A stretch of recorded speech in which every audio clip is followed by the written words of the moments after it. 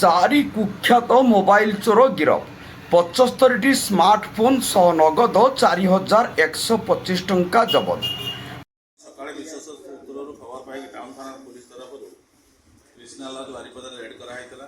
ସେଠି ଖବର ଥିଲା ଯେ କିଛି ବଦମାସିଆ ଲୋକ ସେଠି ରହୁଛନ୍ତି ଆଉ ଆଣ୍ଟିସୋସିଆଲ ଆକ୍ଟିଭିଟିରେ ଇନଭଲ୍ଭ ଅଛନ୍ତି।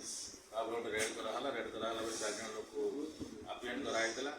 ତାଙ୍କ ପାଖରୁ 75ଟା ମୋବାଇଲ ଆଗରେ ଦେଖୁଛନ୍ତି ମୋବାଇଲ ସବୁ ସିଜ୍ କରାହେଇଛି, ପ୍ଲସ୍ କ୍ୟାସ୍ 4125 ଟଙ୍କା, କିଛି ATM କାର୍ଡ଼ ଆଉ ଆଧାର କାର୍ଡ଼ ମଧ୍ୟ ମିଳିଛି। ସେମାନେ ବିଭିନ୍ନ ହାଟରୁ ସବୁ ଲୋକମାନଙ୍କ ପାଖରୁ ଚୋରି କରୁଥିବାର ସୂଚନା ମିଳିଛି। ବର୍ତ୍ତମାନ ମୋବାଇଲ କାହାର କାହାର ସବୁ ଚୋରି ହେଇଛି କ'ଣ ହେଉଛି ତାପରେ ଭେରିଫିକେସନ୍ ଚାଲିଛି। ଭେରିଫିକେସନ୍ କରିସାରିଲା ପରେ सर केते जन को गिरफ्त कराई ବର୍ତ୍ତମାନ ତ 4 ଜଣ ଗିରଫ। एमने सर मयूरभंज जिलार ना अंतरराज्य ସବୁ ବାହାର ଲୋକ ଅଛନ୍ତି।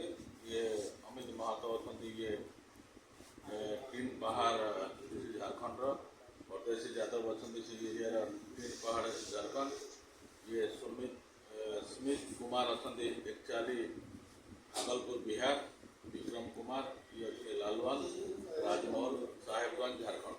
ସେମାନେ ସାର୍ ଆଗରୁ କୌଣସି ଆଧାର କେସ୍ରେ ଇନଭଲ୍ଭ ଥିଲେ କି ସାର୍? ସେଇଟା ଭେରିଫିକେସନ୍ ଚାଲିଛି। ବର୍ତ୍ତମାନ ଯେଉଁ ମୋବାଇଲ ଗୁଡ଼ା ସବୁ ଚୋରି ହେଇଛି ଯାହା ହେଇଛି ତାଙ୍କର ଓନରସିପ୍ ପାଇଁ ଏଷ୍ଟାବ୍ଲିଶ୍ କରୁଛୁ ଆଉ କେଉଁଠି ଇନଭଲ୍ଭ ଅଛନ୍ତି କ'ଣ ଅଛନ୍ତି ସାର୍ ମୋବାଇଲ ଗୁଡ଼ା ସବୁ କେଉଁ ଅଞ୍ଚଳରୁ ସେଇଟା ବର୍ତ୍ତମାନ ଇନଭେଷ୍ଟିଗେସନ୍ ଚାଲିଛି। केते गोटी मोबाइल धरा ବର୍ତ୍ତମାନ 75 ଗୋଟି ମୋବାଇଲ ଟଙ୍କା ଧରା ହେଇଛି 4125। ତା ସାଙ୍ଗରେ ଅଛି 5ଟା ATM କାର୍ଡ଼ ଅଛି, 3ଟା ଆଧାର କାର୍ଡ଼ ଅଛି। 75ଟି ମୋବାଇଲର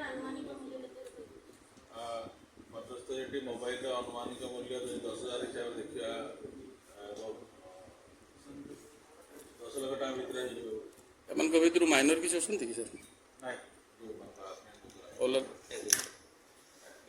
ମୟୂରଭଞ୍ଜ ବାରିପଦାରୁ ଗୌର ଦାସଗିରିଙ୍କ ରିପୋର୍ଟ, ଜନତା ଏକ୍ସପ୍ରେସ।